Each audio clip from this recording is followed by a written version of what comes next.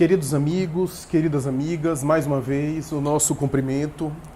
Rogo a Deus que nos abençoe, nos envolva na sua proteção, nas suas bênçãos de paz.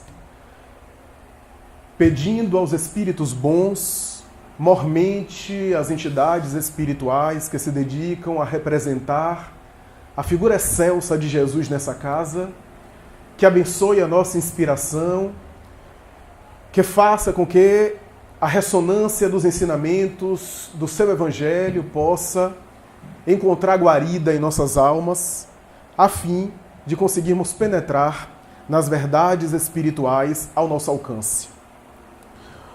O poeta brasileiro, nordestino, aliás, bem se vê, Leandro Gomes de Barros, tem um poema que eu gostaria de iniciar o nosso comentário citando um poema dele que ilustra muito bem o tema e que faz uma conexão com a mensagem que nos serve aqui de tema do Espírito Emmanuel na obra Encontro Marcado. O nome do poema dele é O Mal e o Sofrimento. Leandro Gomes de Barros é um dos poetas da tradição do repentismo, repentista de Pernambuco, se não me falha a memória, nordestino. O mal e o sofrimento. Se eu conversasse com Deus, iria lhe perguntar por que é que sofremos tanto quando viemos para cá? Que dívida é essa que a gente tem que morrer para pagar? Perguntaria também como é que ele é feito, que não dorme, que não come e assim vive satisfeito. Porque foi que ele não fez a gente do mesmo jeito? Porque existem uns felizes e outros que sofrem tanto. Nascemos do mesmo jeito, moramos no mesmo canto. Quem foi temperar o choro e acabou salgando o pranto. Em síntese, uma poesia muito curta, em linhas, mas muito profunda.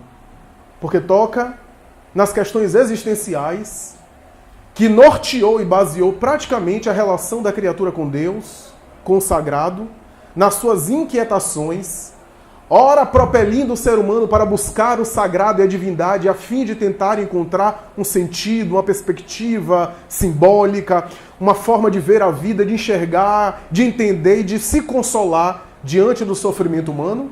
Ora, essa relação e esses questionamentos colocados na poesia fizeram com que o ser humano se afastasse da divindade, negasse a dimensão divina e espiritual do ser humano, a dimensão divina da própria criação, e procurasse afugentar qualquer conceituação metafísica, qualquer proposta de natureza imaterial, qualquer conceito ou visão filosófica que incluísse perspectivas espirituais como sendo algo que deveria ser refutado, negado à espiritualidade no ser humano.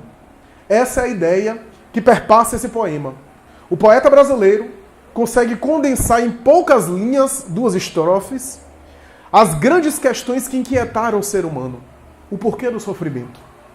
Por que a criatura sofre?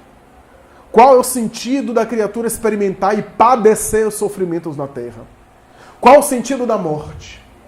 Por que as diferenças humanas, as diferenças dos destinos?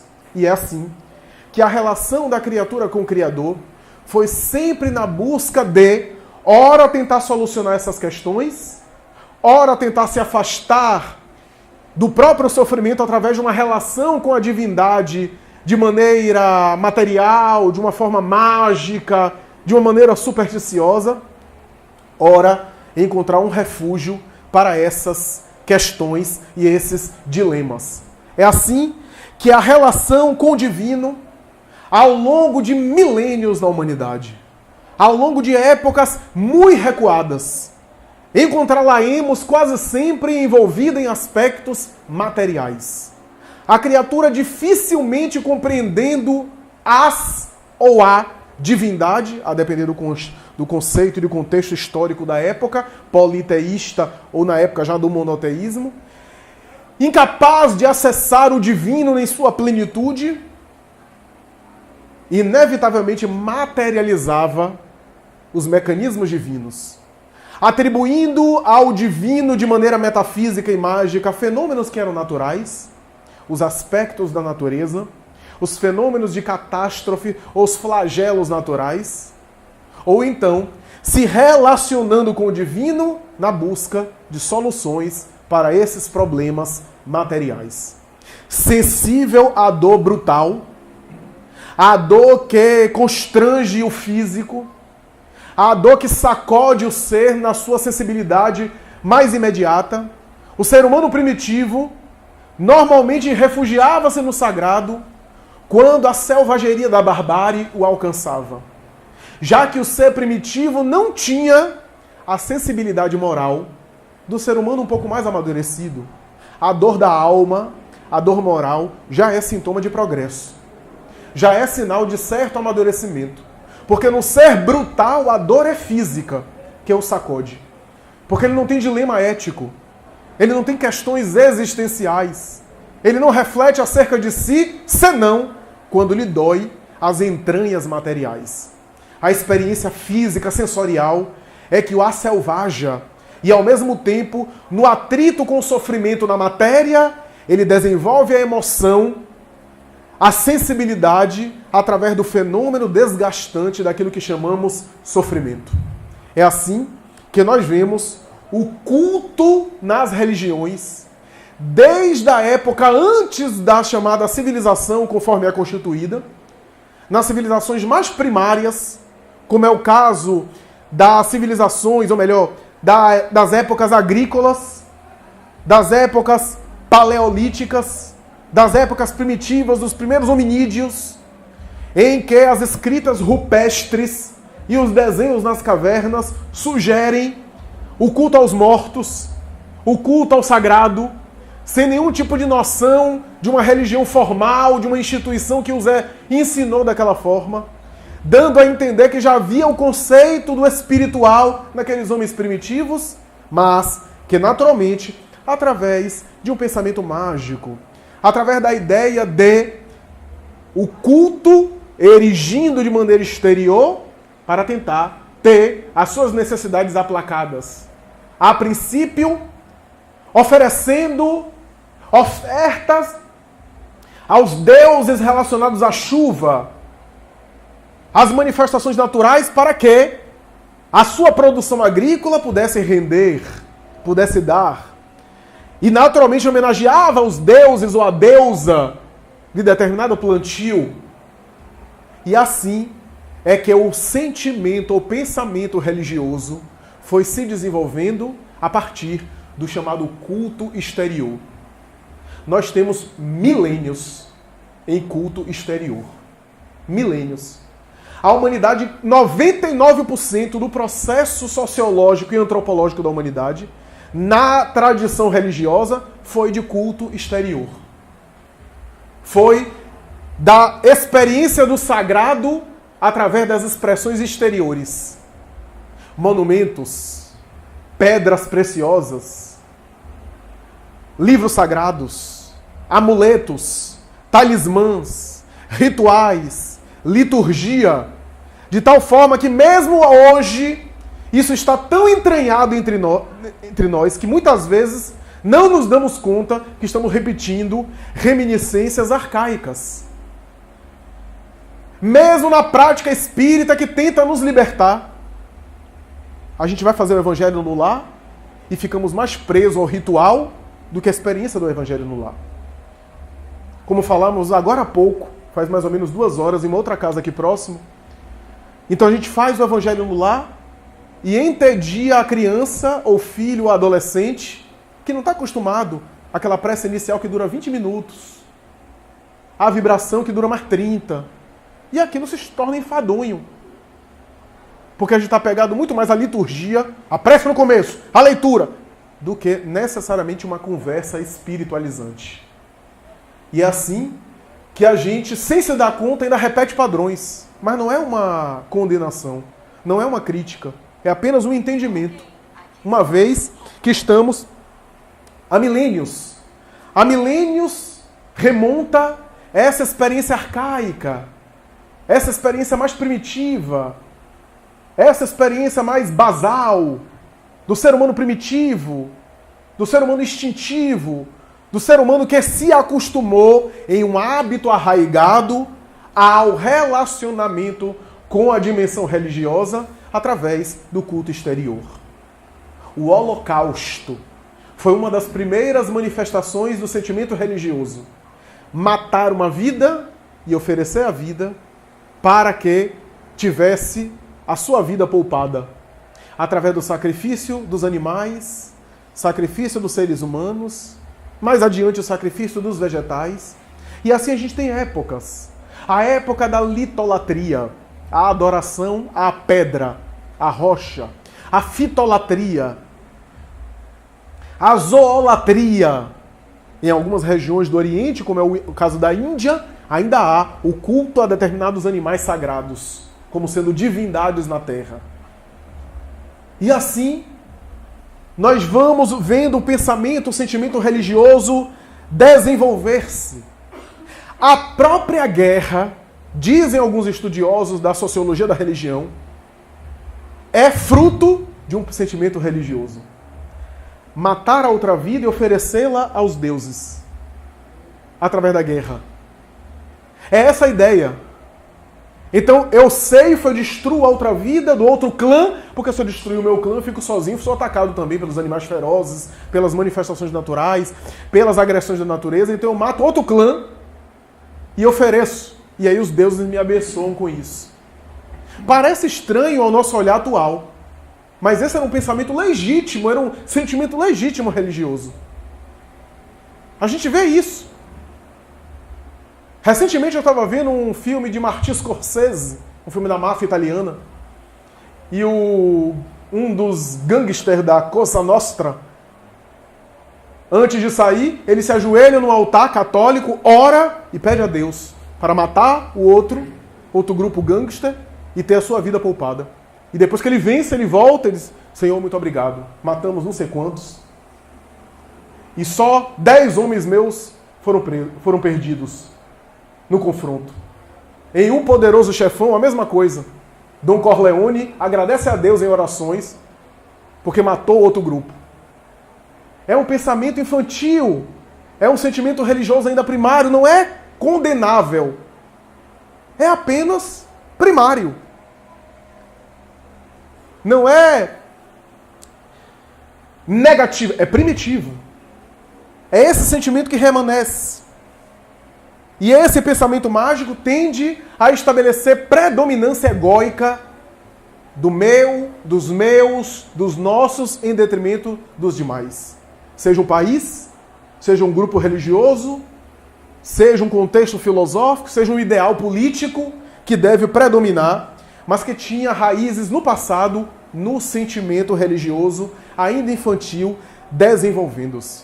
É por essa razão que o poeta, cujo poema a gente declinou aqui, a gente apresentou aqui, fala sobre essas questões. Por quê? Porque quando a humanidade entra num período de razão, de raciocínio, grandes intelectuais, pessoas realmente brilhantes, não podiam aceitar uma religião dessa. Não podiam acatar um sentimento religioso desse tão primitivo. Olharam para trás e viram as chacinas provocadas por sentimentos religiosos. Olharam para trás e viram a incongruência. Em nome de Deus se mata. Em nome de Deus se faz crueldade. Em nome de Deus se corrompe. Esses intelectuais brilhantes, principalmente após a Renascença italiana, particularmente os grandes teóricos de França, do iluminismo francês, do empirismo britânico e os materialistas do século XIX, como os filósofos do século XIX e XX, vemos-los quase que integralmente rechaçando religião, espiritualidade e a ideia de Deus. O raciocínio é um pouco em cima do questionamento que Leandro Gomes de Barros coloca. O mundo é injusto. Existe sofrimento. Deus tem que ser bom e perfeito. Então alguma coisa está errada nisso. Se Deus é perfeito e é bom, a perfeição de todas as perfeições, e o mundo é mau, é injusto, tem alguma coisa incongruente. Como o mundo realmente é injusto, porque eu estou vendo, o que é incongruente é Deus, então Deus não existe. Esse é o raciocínio que grandes intelectuais, que grandes filósofos, que não podiam, com o brilhantismo deles, com a grandeza deles, a gente tem que reconhecer, aceitar a religião que era apresentada nas suas épocas. O processo religioso que lhes era apresentado. O discurso religioso era frágil, era fraco. Não satisfazia a sede intelectual dessas pessoas.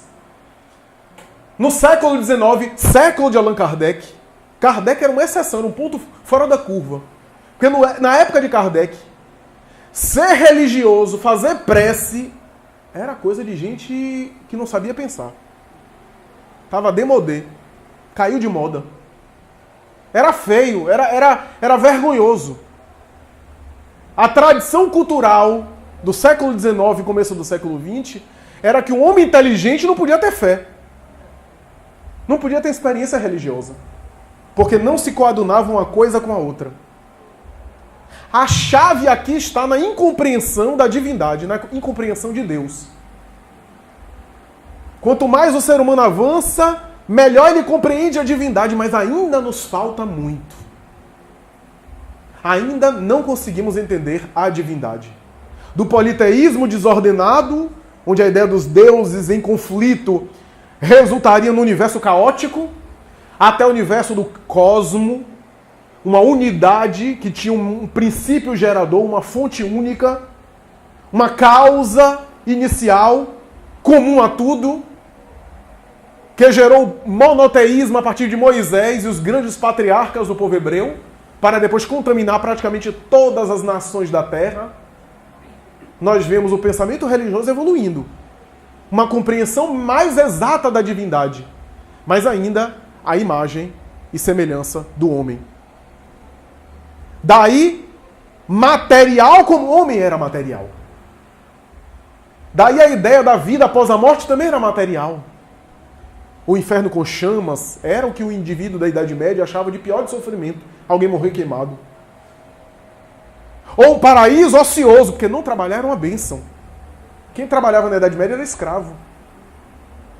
Rei e rainha não trabalhavam, ficavam sentados no trono. Então quando você vai para o paraíso, você fica sentado no trono. Porque Deus também é um rei que se aposentou pelo INSS, ele não pegou ainda a regra atual da Previdência. Essa era a ideia. Essa era a ideia. Que perpassava, que passava adiante. A incompreensão de Deus, a incompreensão a respeito de Deus é a chave. O livro de Jó, na Bíblia, é talvez o livro mais interessante nesse aspecto, ou talvez em todos os aspectos aqui para nós, que lida com essas questões, provoca você quando você lê. Porque no fundo o livro de Jó, a gente nem sabe se Jó existiu ou foi um mito criado, uma personalidade simbólica, para falar da relação da criatura com o Criador. Os sofrimentos na terra e o indivíduo se mantendo em fé. Em alguns momentos o Jó cambaleia. Carl Gustav Jung escreve uma das obras-primas, talvez a obra-prima da sua bibliografia. Detalhe, entre parênteses aqui para nós, espíritas. Ele próprio confessou mais tarde que não foi ele que escreveu aquele livro. Ele foi tomado por alguma coisa que pegou ele pelo gogó e obrigou ele a escrever. Porque Jung era um extraordinário paranormal. Só que não entendia o que acontecia com ele, dava a nomenclatura do inconsciente coletivo, dos arquétipos e toda aquela nomenclatura, muito inteligente, aliás, que ele elaborou para ficar dentro do terreno materialista. Mas Resposta a Jó, um livro de aproximadamente 100 páginas, discute psicologicamente esse dilema de Jó. Que é o dilema de por que existe o mal. Se Deus é o criador de tudo, por que o mal? Por que o sofrimento? Por que a dor? Então, essa é a ideia. Parece a esses filósofos, eu não vou citar porque senão vou ficar a noite toda citando, de um Albert Camus ao de um Jean Paul Sartre, de um Schopenhauer, Friedrich Nietzsche, a um Dostoiévski no século XX. E mesmo Tolstói, que depois ficou religioso, teve momentos de niilismo e de amargura, de um Goethe, poeta alemão, a um Kafka, a um Heidegger e outros, a um Soren Kierkegaard. vemos uma elite de intelectuais de mão cheia repetindo essas teses. O próprio Sigmund Freud, essa mente genial da psicanálise, atribuía a necessidade de Deus e da crença religiosa a uma necessidade infantil nossa. Ele dizia que a criança projeta no ser humano adulto, uma figura de um pai ou de uma mãe, a ideia daquilo que lhe dá amparo e segurança. E é verdade. É verdade. Freud era genial. Meu filho de 3 anos, ele atravessa a rua comigo segurando, não está nem aí para os carros. Porque ele confia integralmente em mim. Coitado. Mas confia. Freud vai dizer que quando o indivíduo chega na vida adulta, o trauma da entrada da vida adulta, a ideia dos pais serem criaturas falíveis, gera uma insegurança no indivíduo que o indivíduo transfere para a necessidade religiosa de um amparo divino, para se segurar como uma bengala para dar conta da vida. Nietzsche criticava de tal forma isso, e Freud era fã de Nietzsche, lia Nietzsche, que dizia que todo processo religioso e busca de Deus é uma covardia, de não enfrentar as questões sociais.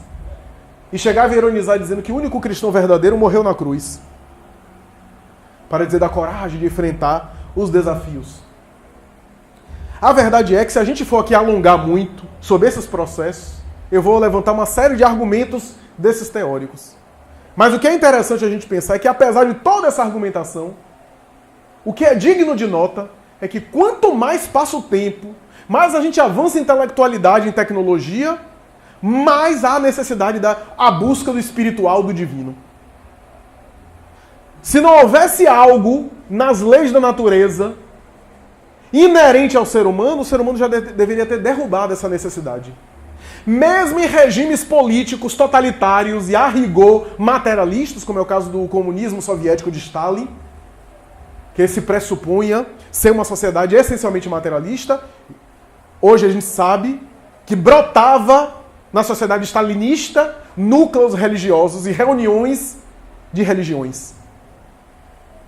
Nunca houve uma cultura na Terra totalmente materialista, ateia. Nunca houve uma sociedade absolutamente sem espiritualidade, sem religião. Parece que isso é inerente ao ser humano. Parece que há um arquétipo, como dizia Jung, ou seja, um padrão universal, um caráter universal. Hoje há pesquisas que demonstram elementos cerebrais associados à experiência religiosa. Quando a pessoa ora, quando a pessoa medita, determinadas áreas do cérebro são acionadas. Dimensões específicas que parecem inerentes. O ser humano é um animal religioso. E aqui para nós, a mim me parece que a hipótese materialista é um pouco ingênua. A matéria que gerou a matéria. O universo é que se fez a si mesmo. Tudo foi gerado a partir da matéria. Sim, mas a matéria é efeito e a causa disso. Ah, porque o Big Bang é que explodiu, dando origem a todo o universo através daquela grande explosão de uma partícula infinitesimal. Sim, mas a partícula infinitesimal é matéria. É um elemento atômico. Não é causa, é efeito. E antes disso? A hipótese materialista parece ser ingênua nesse sentido. E a mim me parece filosoficamente mais fácil. É mais fácil dizer que não existe nada. Que só o mundo material. Intelectualmente é mais fácil. Porque intelectualmente você não precisa fazer nada, é só dizer que não existe. Agora, para um espiritualista demonstrar que é mais substancial a espiritualidade, ele precisa de argumento. Ele precisa de sofisticação.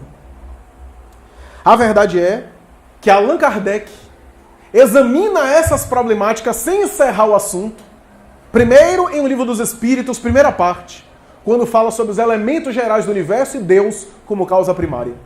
E mais tarde, dessa parte que surge a Gênese, que é um trabalho sobre esses elementos gerais do universo, esses elementos primitivos do universo, principalmente sobre Deus, o grande enigma na conceituação de Leon Denis. Allan Kardec vai estudar Deus, seus atributos, e vai levantar uma série de questões apenas com sua lógica admirável.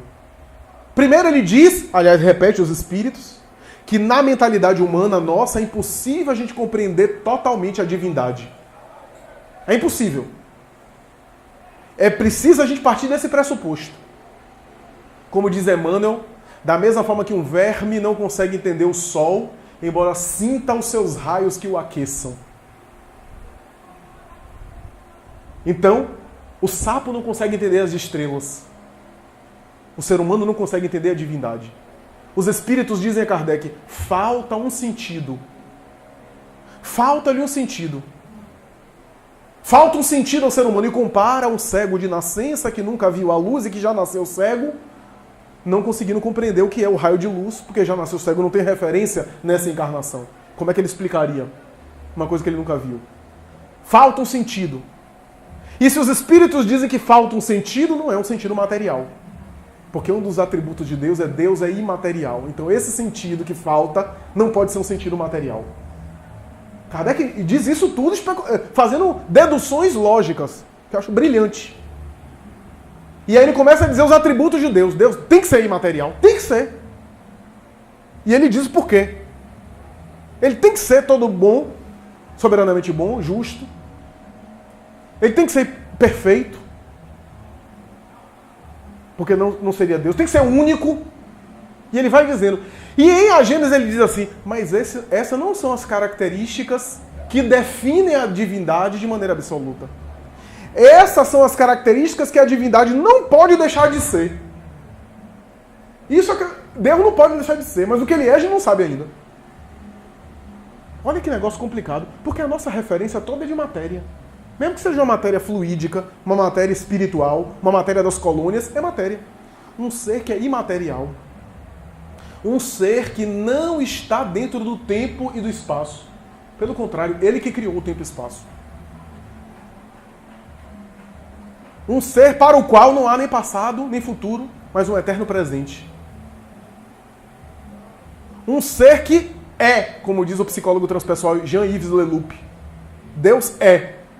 Qualquer outra coisa que a gente coloca são as nossas características que a gente está projetando nele. Deus é bom. Não, bom é ser humano. Deus é a bondade. É diferente. Kardec vai examinar isso. E vai examinar a questão do mal. Filosoficamente, Deus e a questão do mal. A limitação humana para compreender Deus. A percepção dos atributos da divindade. O sentido evolutivo de compreender Deus aos poucos. Mas compreender não com a cognição. Porque se o sentido não é material, não é com a experiência racional. Deus não pode ser compreendido pela experiência racional. Não pode. Seria muito pequeno compreender Deus pela experiência racional. O raciocínio pode até ajudar. Mas a experiência de compreensão da divindade, de conexão com a divindade, é de outra ordem. Sentimental? Eu nem sei se a gente pode chamar de sentimental. Talvez seja uma outra expressão, porque não é um sentimento convencional, humano. Então, Santo Agostinho dizia isso, né? Ele dizia, quando me perguntam o que é Deus, eu não sei. Mas se ninguém me pergunta, eu sei. Ou seja, quanto mais define, mais se afasta. Quanto mais você tenta classificar, adjetivar, mais se afasta. Porque tudo aquilo que a gente define é porque tem uma existência. Mas Deus não existe. Porque quem tem existência está inserido. Está inserido na existência. Deus criou a existência. É de endoidar, mas é por aí mesmo.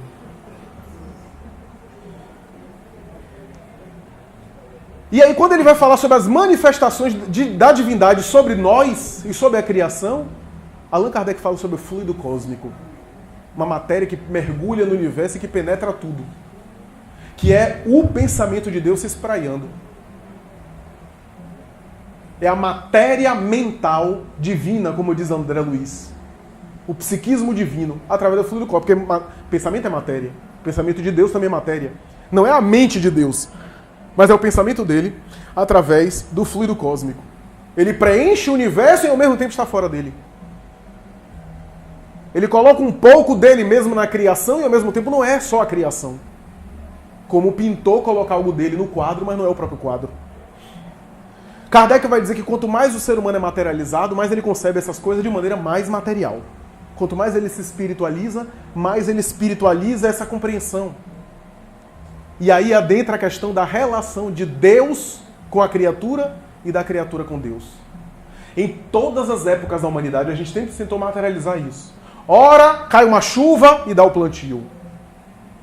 Faz um ritual, se ajoelha e recebe uma graça. Acende umas velas. Para que Deus quer vela? Ele é dono de tudo, mas enfim, a gente quer negociar, driblar talvez, né? E aí, cura a minha doença. Oferta alguma coisa num altar para receber prosperidade material. Que quase sempre é uma negociação, que é um mau negócio para Deus. Porque faz uma oferta de flores para receber não sei quantos milhões de dólares. É um mau negócio. Deus é um mau negociante. Mas enfim, essa relação. Aí a gente vê o excelente filho dele se relacionando com ele e marchando para uma cruz. Como é que a gente entende isso?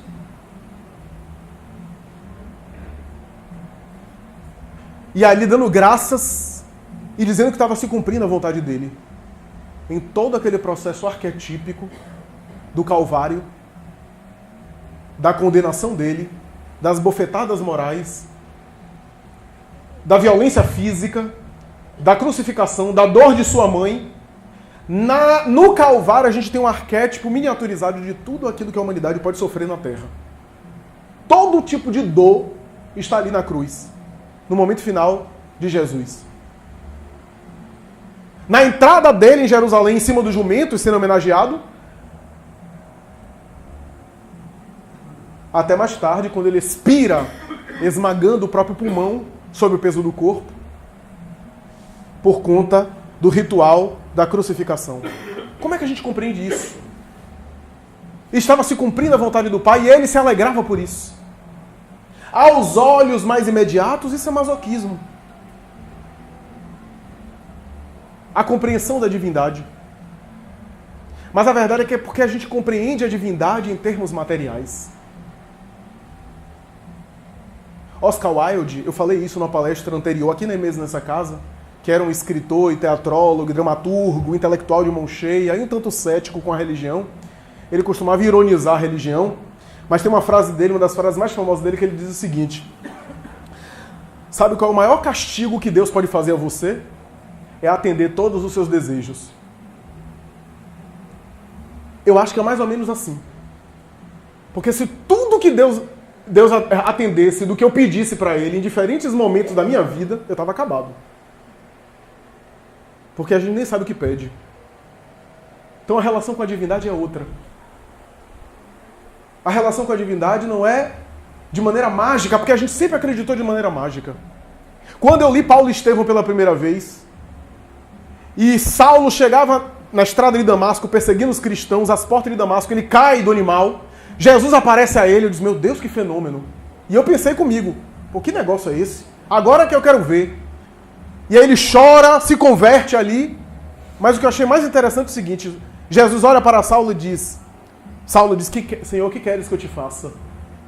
E ele diz, entra na cidade e lá eu direi a você o que tu deves fazer. Mas não disse. Disse pelas circunstâncias da vida. Deus vai nos dizendo pelas coisas que vão acontecendo ao longo da nossa vida. Ele não aparece num fenômeno, com algumas exceções, fenômeno mediúnico, mas via de regra Deus vai dizendo a gente através das experiências. Aí ele foi no hotel, Jesus não apareceu mais não. Daqui a pouco Ananias bate na porta dele, ajuda ele, cura ele da cegueira. Aí daqui a pouco ele vai para a sinagoga. Jesus foi dizendo a ele aos poucos.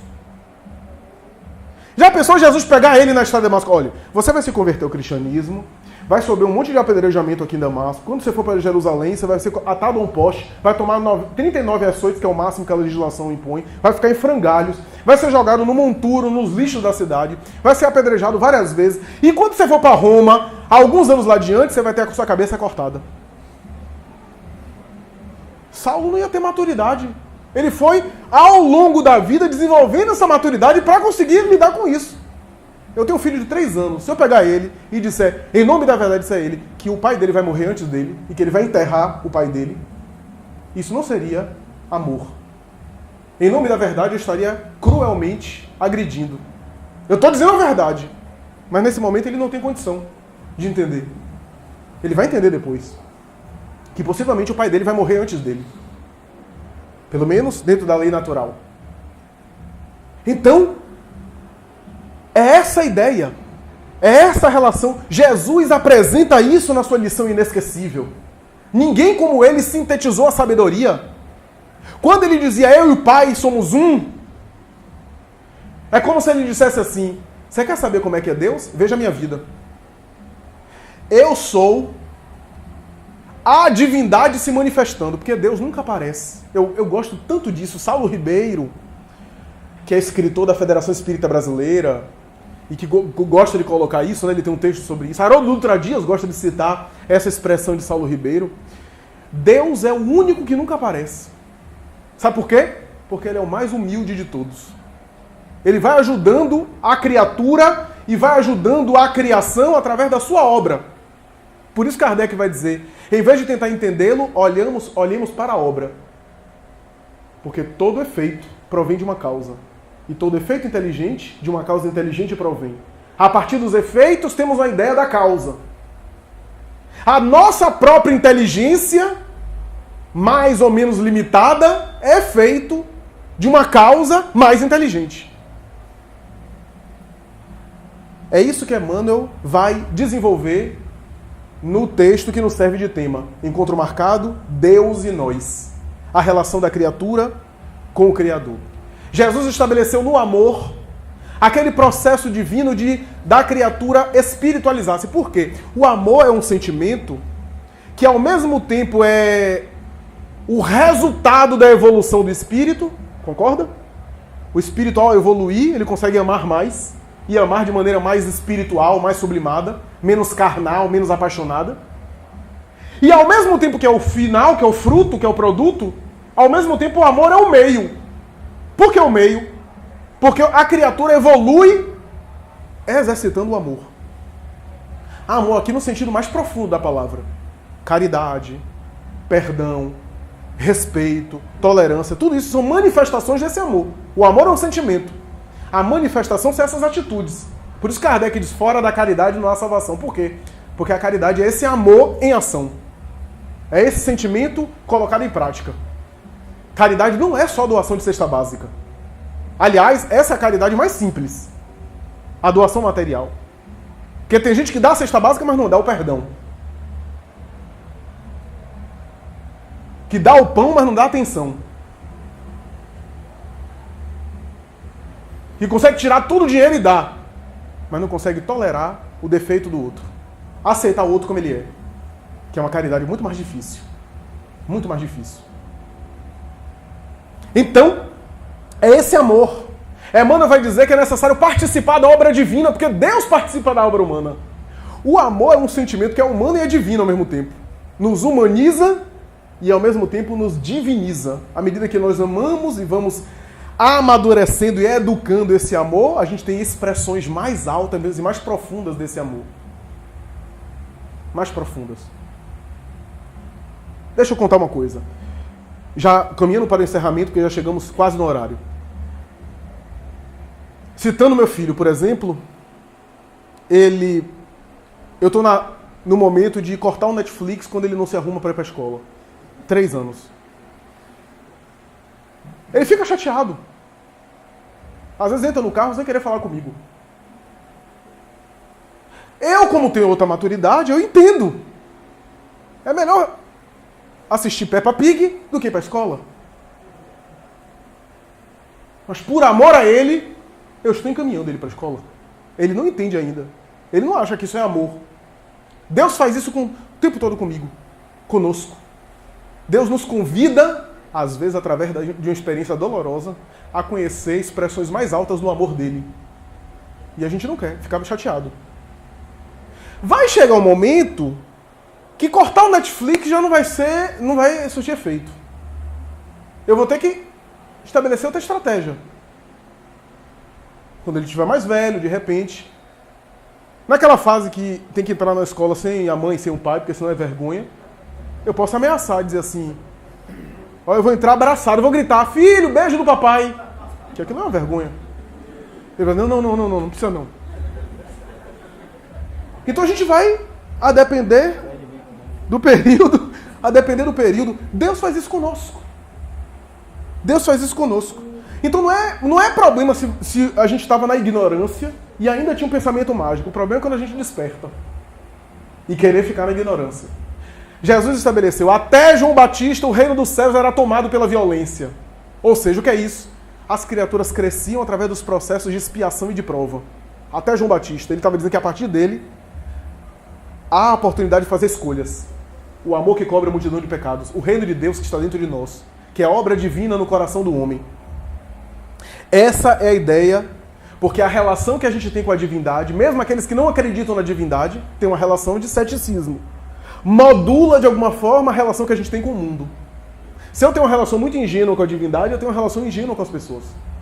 Se eu tenho uma relação muito de desconfiança, de ceticismo e de negação, eu também tenho uma relação de desconfiança e ceticismo com os outros. Se eu tenho uma relação madura com a divindade, eu também projeto algo disso, porque é moduladora. Por isso a trilogia, amar a Deus, ao próximo como a si mesmo. É moduladora a relação que eu tenho consagrado com as outras coisas.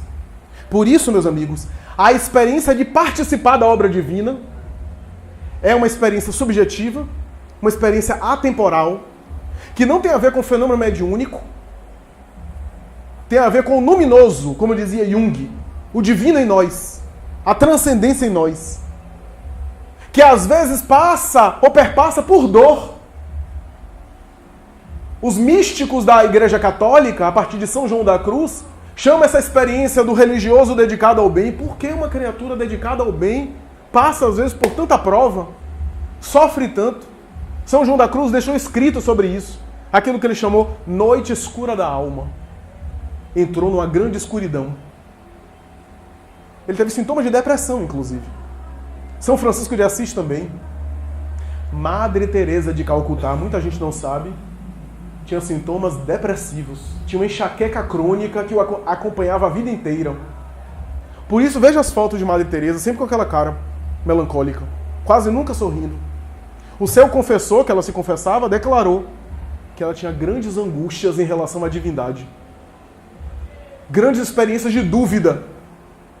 E tinha momentos que ela achava que ela estava pecando por duvidar de Deus, por questionar. Era um grande espírito, mas estava na experiência de aperfeiçoamento na carne, na matéria. O que é interessante é que ela converteu isso naquilo que ela conseguia tocar Deus, que era através do amor. No amor ela se sentia participando da obra divina. Então é uma experiência emocional, uma experiência subjetiva, uma experiência em que chega um momento que a criatura amadurece, que a criatura percebe o seu significado existencial. Não quer dizer que não vai errar, que não vai cair, que não vai ainda ter, mas despertou para a necessidade de auto-iluminação. Quando eu desperto para essa necessidade de participar da obra divina, diz Emmanuel, eu já estou querendo não apenas a misericórdia dos céus para a terra, mas subir da misericórdia da terra para com os céus. Eu estou querendo exercer também o amor, não apenas de Deus para comigo, mas meu para com o alto. É justo, diz Emmanuel, que as criaturas terrenas esperem que os céus desçam à terra. Mas é também compreensível que o mundo espiritual superior espere que a terra suba até os céus. Como eu conversava com uma amiga minha, numa experiência mediúnica, o espírito X se comunicou em tal sessão mediúnica. Eu disse, o problema não é esse espírito se comunicar na nossa reunião. O problema é a gente estar no nível dele. Porque eles, por misericórdia, até se comunicam. Mas isso não quer dizer que a gente já está com eles. Eles descem até nós para se comunicar. Mas eu entrar na faixa deles, aí é outra história. Participar da obra divina é também colaborar. Cada um vai ter um momento dessa epifania. Chico Xavier disse que quando terminou Boa Nova, ele teve um momento desse. Quando escreveu o capítulo 30 sobre Maria de Nazaré, ele teve uma visão psíquica e viu a Santíssima, a cena final, que Humberto de Campos escreve na obra, e ele tombou da cadeira onde psicografava, caiu no chão e quase desmaiou. O lápis tombou. Cada um vai ter essa experiência. Essa experiência. E eu gostaria de encerrar, já que eu citei Paulo Estevão, com o momento em que o apóstolo Paulo teve essa experiência. Porque o apóstolo Paulo se parece muito com muitos de nós. o temperamento, o orgulho, a agressividade, a luta que ele teve a vida inteira para se sublimar. Não era um santo difundindo o cristianismo. Era uma criatura humana buscando a santidade. Era um coração sincero buscando a sua própria sublimação. Termino minhas palavras dizendo o que Emmanuel disse na obra. Ele entrou em Jerusalém, antes de ir para Roma para morrer, estava no final da existência. Entrou numa assembleia, queria tanto pregar na Cidade Santa, mas sempre havia alguma dificuldade e os judeus, seus irmãos, não ouviam. Ele então começa a pregar. Há uma verdadeira rebelião. O sinédrio, a sinagoga, fecha as portas. Os cristãos amigos de Paulo são enxotados. Ele fica sozinho com aquela multidão de hebreus. Emmanuel diz, ele acha que vai morrer. Ele percebe que vai morrer. Ajoelha-se, ergue os braços e espera.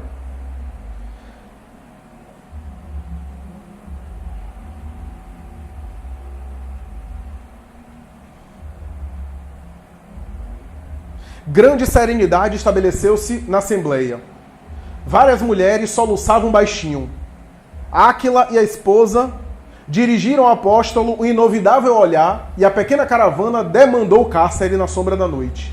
Atirado ao fundo de uma enxovia úmida, Paulo foi atado ao tronco do suplício e houve de suportar a flagelação dos 39 açoites. Ele próprio estava surpreendido. Sublime paz banhava-lhe o coração de brandos consolos. Não obstante se sentir sozinho, entre perseguidores cruéis, experimentava uma nova confiança no Cristo. Nessas disposições, não lhe doíam os açoites, as vergastadas impiedosas. Inutilmente os verdugos espicaçavam-lhe o espírito ardente, com insultos e ironias.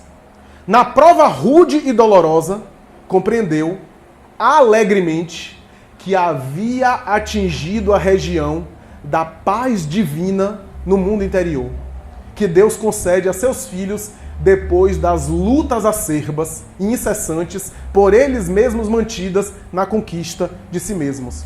De outras vezes, o amor pela justiça, a indignação, iria conduzi-lo a situações apaixonadas, a desejos mal contidos, a polêmicas ríspidas, mas ali, enfrentando as chicotadas que lhe caíam nos ombros seminus, abrindo sulcos sangrentos, tinha uma lembrança mais viva de Jesus, a impressão de estar chegando nos seus braços misericordiosos, depois de caminhadas terríveis e ásperas. Desde a hora em que havia chegado às portas de Damasco e caído sob uma tempestade de lágrimas e trevas, submersos em pensamentos sublimes, sob vergastadas cruéis, Paulo de Tarso sentiu o seu primeiro grande êxtase. Não mais ouvia nada, nem sarcasmo de algozes inflexíveis, sentiu que sua alma se dilatava ao infinito, experimentando sagradas emoções de indefinível alegria. Brando sono lhe anestesiou o coração e somente, pela madrugada, voltou a despertar a si mesmo do caricioso descanso, alegre e renovado. É isso que eu desejo, um êxtase, um encontro com o divino para todos nós, quem sabe um dia. Muito obrigado, muita paz.